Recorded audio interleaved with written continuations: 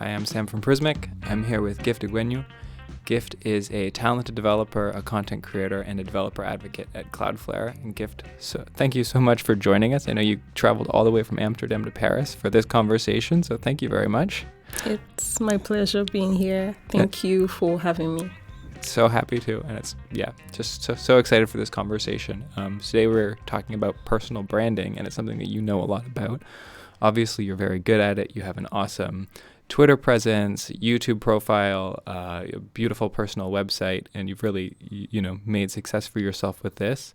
My first question is, what is a personal brand? So I like to see a personal brand as a mark that you build around your name. So in this case, as a developer, if you're looking to build a brand, it's a mark that you create around your name, your personality, the experience that you have as a developer. And also, the biggest part of building a personal brand is that you have something to share. So you're trying to give out value, and you create that around your name or your work. Anything that has to do with sharing your knowledge, with people to help them gain value. So that's what a personal brand is. And the effect of doing that is that people get to know you, and then they attain your work to your name. So, for example, I'm Gift. I'm a developer advocate. I make YouTube videos, right? When people hear my name, the first thing that they think of is maybe YouTuber, content creator, developer advocate. So I've been able to build like a mark around my name and the work that I'm doing. When we use the word brand, we associate it with trying to sell something. I think of Walker's Crisps as a brand, right? Yeah. So when you brand yourself, what is it that you're trying to sell? For me personally, I'm trying to sell value around my expertise. So as I work as a web developer, and the things that I'm sharing or the things that I'm creating are around this specific topic. So every time that I make like a video or a blog, I'm trying to help people or teach people a specific concept in this area. So in this case, I'll say what I'm trying to sell is value to developers, right? And the result of that is either helping people or putting my brand out there for people to see me. And also, I don't like saying this word, but I think it also eventually leads to you being a thought leader in your space, because when you keep sharing around a specific area, then people kind of attain your name to that topic, right? Mm-hmm. So that's the effect of brand. So as a new developer gets started learning web development, when is a good time to start thinking about creating a personal brand? When I started, I didn't really know anything about personal branding. I didn't even know that was what I was doing. So I think as you start off your career, you should first have a reason why you want to do it. It shouldn't be for the wrong reasons. It shouldn't be because you want to attain 100K followers. It could be that you're trying to learn publicly. And there's a concept called learning in public where you're trying to familiarize yourself more with the concepts, but you do that by also teaching others, right? So maybe that's your goal, to be more proficient in your field and also share value to people. And that's one thing. The second could be you also want to stand out. I feel like a big part of this is using Twitter. How can, when you start building a personal brand, how can you get started with tweeting as part of that? Twitter is for me, one of the best places to learn, connect with people.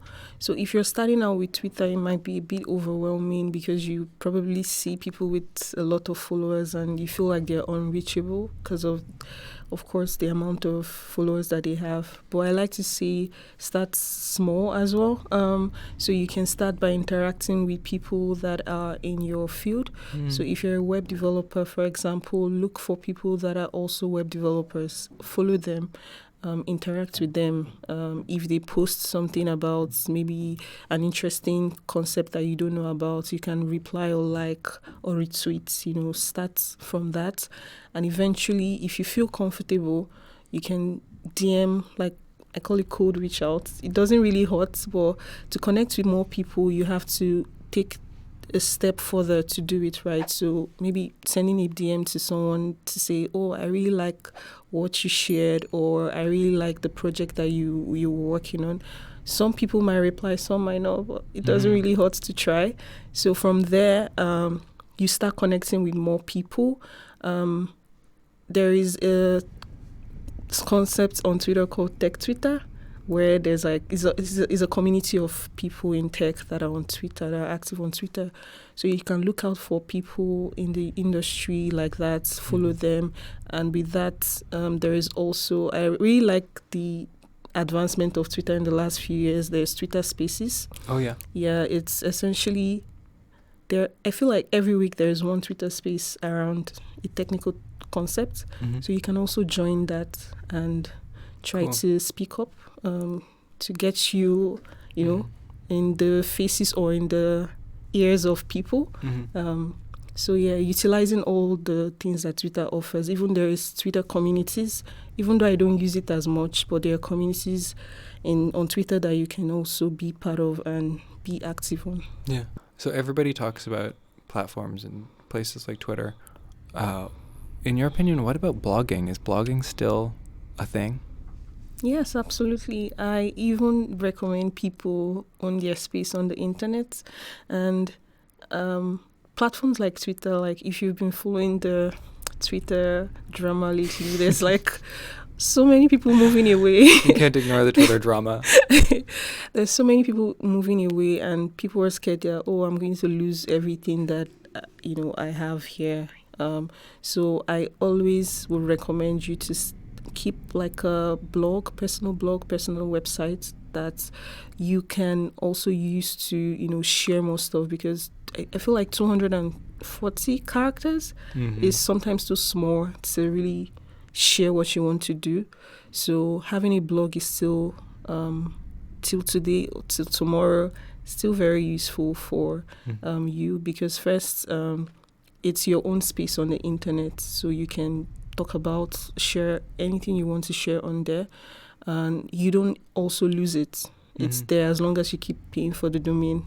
It's there for life, right? And that leads me to my next question. When we talk about blogging, obviously the traditional approach is a self-hosted website, which is a fair bit of work, but there are some other popular approaches like Dev.to or Medium, or creating a newsletter. How would you go about deciding which one is the right one to go with? Yeah, I agree. I think that these are all very helpful, useful platforms, and I use them.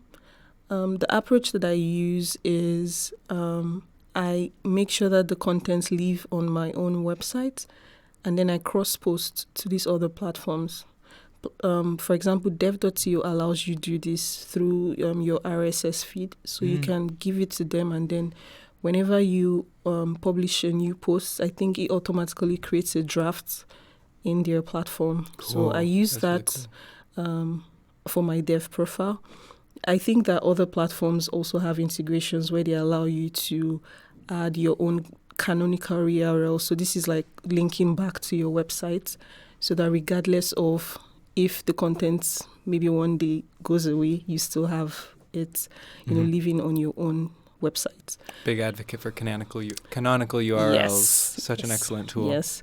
And I think the reason why it's also very useful to be on these platforms is the community, and it also gives you more audience. So for example, if you have a blog, it's nice, you write regularly on it, you share it, but you would get to put your content in more faces of more developers. Platforms like that have over 1,000 developers reading it every day, right? So if you write on your blog, maybe like you have a few hundred to 1,000 people checking it out, but you can also utilize these platforms to get people to visit your own space, right? So it's a two-way street. So you get value from the platform, and also you're also sharing knowledge to other people on the platform as well. Which achieves the goals you talked about earlier of building a personal brand. Yes.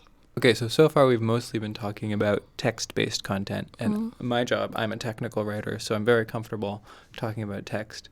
But something that you are also very accomplished with is video content, which is out of my depth. I just look pretty. I don't actually do any of the technical stuff here. Yeah. So I'm interested to know, for my own information, how can when you're building a personal brand, how can you get started with YouTube? Yeah, absolutely. I think YouTube is also a very good platform to help you create like a brand for yourself. How I like to tell people to start is start small, because it might be overwhelming. There's like so many things you need, from camera to the tripod to the editing features or editing apps that you have to be using. So how I started, for example, I started with my phone, my iPhone, and I'll just record and edit it on the phone and upload it. My first video was my first couple of videos on the channel, even though they're now I cringe when I watch them. Literally just with your phone. Yeah, Yeah. just with my phone and a small tripod. So if you can, if you have the resources and the financial capability to go off and get like a very good and crisp camera, that's definitely okay. But I like to say start with what you already have, right? So the first thing you need to do if you're looking to start YouTube is kind of think of what you want to be sharing. I like to talk about tech, but I don't just want it to be just tech. So I talk about tech, career, and my life as a developer on my channel. So all videos that I make are around these topics. So you need to already know that first, so that you define your niche and you're not just today you make a tech video, tomorrow you make a cooking video. No, you need to define that first. And how do you figure out what's valuable? I think first it is what you're interested in. I won't say, of course, there are some videos on YouTube that would pop if you just do that, right? But if that's your goal, to just go on YouTube and blow up, I don't think that it's sustainable in the long run, because it's a lot of work. Yeah. So it should be first something that you're passionate about, that you find interesting. Even if you don't get paid to do it, you will still do it regardless. So I think that's how you find what you want to focus on. Yeah. Right. And going further from that, after finding what you want to do, the next thing is to think of the next couple of videos you would like to make. So the first one could be like a short video introducing what your channel is going to be about. I see people do that a lot. Or you could just go off and start off with the first video you want to make, maybe teaching a specific topic. Maybe if you're working with Vue, for example, you can make a Vue video, intro to Vue, for example. Just start small, and gradually you build up both experience, and you get more comfortable with the camera, because that's also a strong thing you need to get past, being in front of a camera. Yeah. When someone's creating a personal brand, should they expect that it could become a significant source of revenue for them? I'll say yes, because doing all these activities could also earn you side income or passive income, if you will. But I like to say, don't focus on getting that. Don't let that be the reason why you're doing it. It will come eventually, but it's always good not to focus on that, because if it doesn't then come, you might be disappointed. And it's not guaranteed to come. It's not guaranteed. Depends on the different platforms that you're on. For example, YouTube. So if you're making YouTube videos and you get to a specific number of subscribers, YouTube would start paying you for ad revenue. So when you watch YouTube videos, you see the ads come up. Yeah, you get paid for that. And for a small channel, you don't get as much money that you think, you know. So if your goal is money, you might feel like, this isn't working because you're not making what you expect to make, right? So apart from money, I like to see the opportunities that comes alongside just the brand itself. From my experience, I think I've gotten more more than money. In the value is more important. So, for example, I would get people asking me to speak at events, and they fly you to a new country that you've never been to because of YouTube or because of the stuff that I put out there, or just getting called to do a job interview that you never, imagined you want to work or you would work in that company. Yeah. So there are other valuable things that you get from building a brand, connecting with people that you, for example, I was in a circle of people that, I looked up to, and I was like, what are you doing here? Like talking to Evan Yu, the creator of You. There are so many things that happened that I would say they are worth more than, money to me. That's so cool. Yeah. That's so awesome. Yeah. But if your goal is to make money, is also possible. But don't let that be your goal and focus. I'm so inspired by what you're doing. Here at Prismic, we've got some other folks who are really great at this as well. Alex Trost, who's on a developer experience team. He has he runs the Front End Horse blog and Twitch channel, and Lucy, who you know through the Vue community, I believe, has a great blog and does excellent conference talks. And to me, it's just so inspiring to see people like all of you and what you do and how you share with the community to really build up the world of web development. It's really awesome. Thank you so much for having me. This was fun. Yeah, it was a really good time. So as I mentioned earlier, Gift is also a successful developer advocate at Cloudflare. And if you want to hear more about Gift's story, what it's like to be a developer advocate, and maybe potentially how you could become one yourself, check out this other video right here. And otherwise, thanks for watching, and please be sure to like and subscribe.